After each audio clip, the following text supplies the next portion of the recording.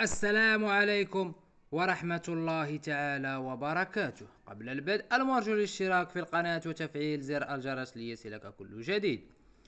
تصريحات الناخب الوطني جمال بالماضي في حوار لآفتر فوت RMS قبل قليل. مواجهة بطل إفريقيا اختبار حقيقي بالنسبة لنا، خاصة وأننا سنواجههم خارج الديار.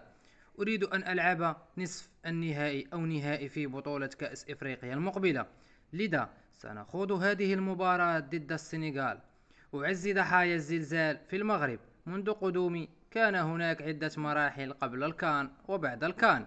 لا أريد الدخول في متاهات. مثلا اللقاء الأخير أمام تنزانيا لعبنا بفريق مغاير وشبان، ولو كنت أريد اللعب بأساسيين لفزنا، وكأن البعض لا يريد أن يفهم.